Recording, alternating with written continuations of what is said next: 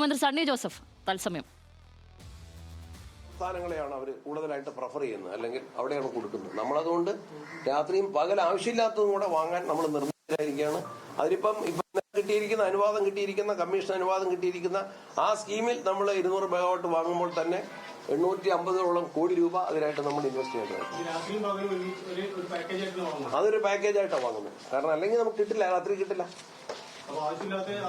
അത് കൂടുതൽ പൈസ ചെലവഴിക്കേണ്ടി വരുന്നു രാത്രിക്ക് വേണ്ടി. അതിനുണ്ടാക്കും. ഇപ്പൊ ഞാൻ പറഞ്ഞില്ലേ, ഒരു 850 കോടി രൂപ ആ ഒരു പർച്ചേസ് സ്കീമിൽ തന്നെ നമുക്ക് ചെലവ് പ്രതീക്ഷിക്കാം.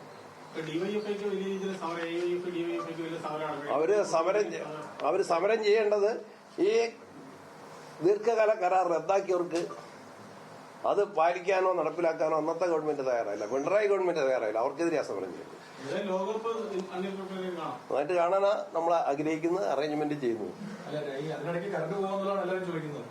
ഇപ്പൊ നമ്മളിപ്പോ ഞാൻ സാധാരണഗതിയിൽ ഇപ്പൊ പ്രത്യേക നിർദ്ദേശം കൊടുത്തിട്ടുണ്ട്, എല്ലാ അറേഞ്ച്മെന്റും ചെയ്യുന്നുണ്ട്. അധിക വില കൊടുത്തും ഈ ദിവസം രാത്രിയും പകലും നമുക്ക് പവർ സപ്ലൈ ഉണ്ടാക്കാൻ വേണ്ടിയുള്ള എല്ലാ നിർദ്ദേശങ്ങളും കൊടുത്തിട്ടുണ്ട്. അത് തന്നെയാ പ്രതീക്ഷിക്കുന്നത് നടപ്പിലാവും. അതിപ്പോ പകൽ സമയത്ത് ഉപയോഗിക്കുന്നതിനേക്കാൾ വളരെ കൂടുതലാണ്. ലോകകപ്പ് വരുമ്പോഴും കൂടുതൽ സമയം ഉപയോഗിക്കുന്നുണ്ട്, പീക്ക് അവറിൽ കൂടുതലായിട്ട് ഉപയോഗിക്കുന്നുണ്ട്. അതിന്റെ മാത്രമായിട്ട് പ്രത്യേകം തരംതിരിച്ചിട്ടുണ്ടാവും. മുൻ മന്ത്രി വൈദ്യുതി മന്ത്രി എം.എം. മണി പറയുന്നത് സണ്ണി ജോസഫിന് കാര്യങ്ങളൊന്നും അറിയാത്തതോട് പറയുന്നതാണ്. അതായത് ഞാൻ ഏതായാലും ചോദ്യം മനസ്സിലായിരുന്നു. മണിയാശാന് ഞാൻ ശിഷ്യപ്പെടാൻ ആഗ്രഹിക്കുന്നില്ല. അദ്ദേഹത്തിന്റെ വാക്കുകൾ പറയാൻ എന്റെ നാവിന് ശക്തിയില്ല. അദ്ദേഹത്തിന്റെ ശിഷ്യനാകാൻ ഞാൻ ആഗ്രഹിക്കുന്നില്ല. അദ്ദേഹം മന്ത്രിയായിരുന്നല്ലോ, ഗവൺമെന്റ് ഉണ്ടായിരുന്നല്ലോ. What they have done? എന്ത് ചെയ്തു? പവർ കട്ട് ഉണ്ടായിരുന്നു. ഞാൻ തന്നെ നിങ്ങൾക്ക് ഇട്ടു തന്നിട്ടുണ്ട്. ഈ ഗവൺമെന്റിന്റെ കാലത്ത് അതിന് മുൻപായിട്ട് ഏപ്രിൽ മാസത്തിൽ പവർ കട്ട് ഇല്ലായിരുന്നു. കൃഷ്ണൻകുട്ടിക്കെതിരെ വിമർശനം വന്നില്ലേ? ഞാൻ നിയമസഭയിൽ പറഞ്ഞല്ലോ, ഏപ്രിൽ 22 മുതൽ 27 വരെ വൈദ്യുതി നിയന്ത്രണം ഉണ്ടായിരുന്നു. മെയ് 11, 12 തീയതികളിലുണ്ടായിരുന്നു. ഞങ്ങൾ അധികാരത്തിൽ വന്ന് ഗവൺമെന്റ് വി ഡി സതീശൻ സത്യപ്രതിജ്ഞ ചെയ്തത് മെയ് 18-നാണ്. എനിക്ക് ആ ചാർജ് കിട്ടുന്നത് അതിന് ശേഷമാണ്.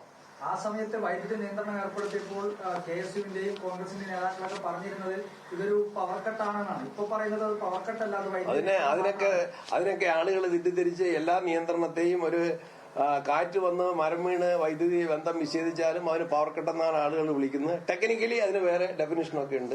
അതിലേക്ക് ഞാനിപ്പോ പോകുന്നില്ല.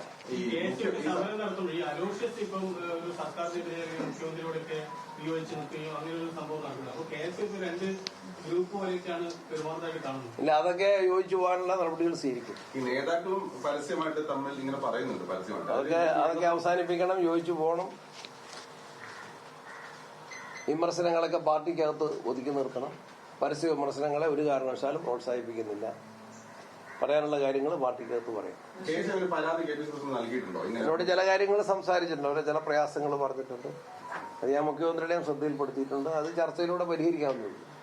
ഇതിനകത്ത് ഈ വൈദ്യുതി മേഖലയെ ബന്ധപ്പെട്ട് ഈ കർണാടക അധികമായി വൈദ്യുതി ഉത്പാദിപ്പിക്കുന്നു. അപ്പൊ അത് വാങ്ങാൻ ഏതെങ്കിലും തരത്തിൽ ഇടപെടും. ഇപ്പൊ നടക്കുന്നത് മനസ്സിലാക്കുന്നത് ഒരു കാര്യമുണ്ട്. ഇതൊന്നും ഞാൻ ചോദിച്ചോട്ടെ, നേരത്തെ ചോദ്യത്തിന് അർജുന്റെ ചോദ്യത്തിനും കൂടെ മറുപടി പറഞ്ഞു. മണിയാശാൻ എവിടെ പോയിട്ടാ ആരോടാ സംസാരിച്ചത്?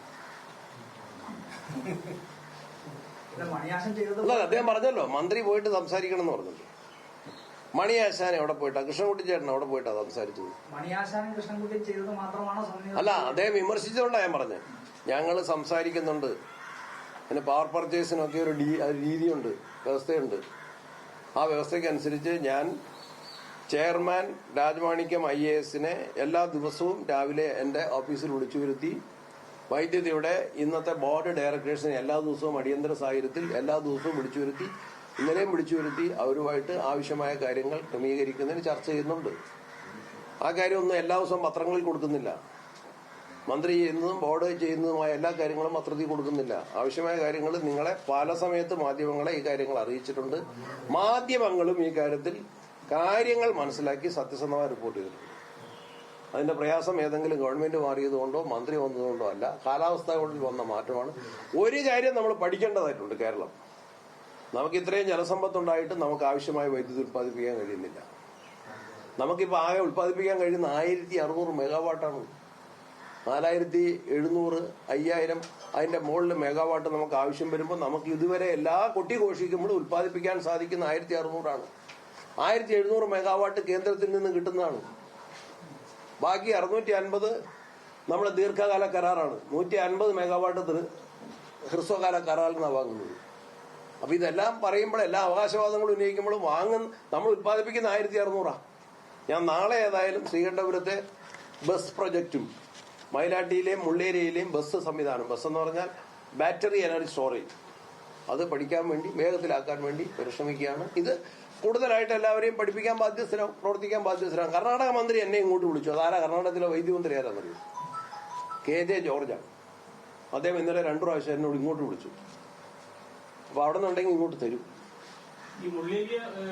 രൂക്ഷമായ വൈദ്യുതി പ്രതിസന്ധിയാണുള്ളത്. അത് പരിഹരിക്കാനുള്ള ശ്രമം തുടരുകയാണ് എന്ന് തന്നെയാണ് പറയുന്നത്. എന്തായാലും മഴ കുറഞ്ഞതാണ് പ്രശ്നമായത്. അതല്ലാതെ മാറി വന്ന സർക്കാരോ മന്ത്രിയോ ഒന്നുമല്ല, കാലാവസ്ഥയാണ് ചതിച്ചത്. ഇത്തവണ മഴ കുറഞ്ഞതാണ് പ്രശ്നമായത് എന്നാണ് സണ്ണി ജോസഫ് വൈദ്യുതി മന്ത്രി ഇപ്പോൾ പറയുന്നത്.